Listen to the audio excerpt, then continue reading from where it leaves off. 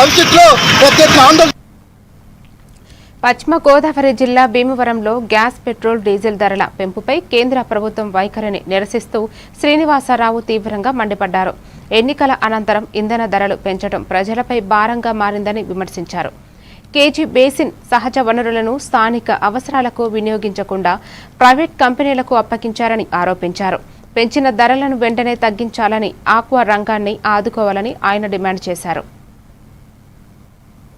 ఒకవైపేమో feed rate 10 రూపాయలు, 8 నుంచి 10 రూపాయల దాకా పెంచారు. ఇంకోవైపు ఏమో రొయ్యల రేట్లు 20-25 రూపాయలు తగ్గించేశారు.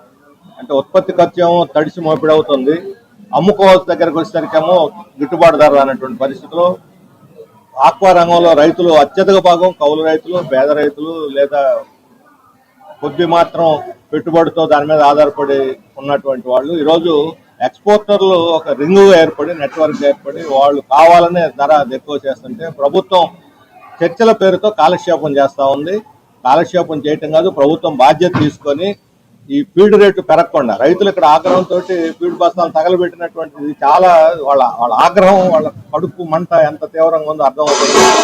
ఈ పశ్చిమ గోదావరి జిల్లా ఎకానమీ, ఆర్థిక వ్యవస్థకి ఇది ఒక ముఖ్యమైనటువంటి ఆవిపట్టు. గతంలో వరి ధాన్యం ఏ రకంగానూ ఇప్పుడు ఈరోజు ఈ ఆక్వా అనేది మన దేశ ఆర్థిక వ్యవస్థకు కూడా విదేశీ మార్గద్రవ్యాన్ని సంపాదించి పెడుతున్నటువంటిది. ఒకవైపు యుద్ధం ఆగి అండి ఎంతమంది చేస్తారు. ఇప్పుడు మేము చదువుతున్నాయంటే వర్క్ ఫ్రమ్ హోమ్ అంటున్నారు.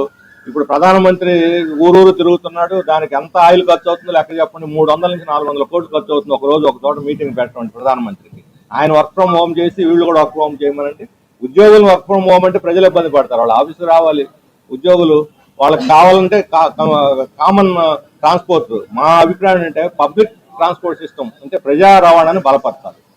ఈరోజు రైళ్లు సాధారణ ప్యాసింజర్ లేవు, లేకపోతే అక్కడ జనరల్ బోగీల సంఖ్య తగ్గించేశారు, స్లీపర్లు లేవు, ఏసీలు తప్ప.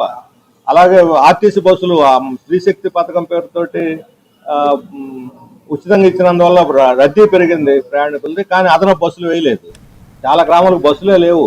మరి ఆయిల్ రేట్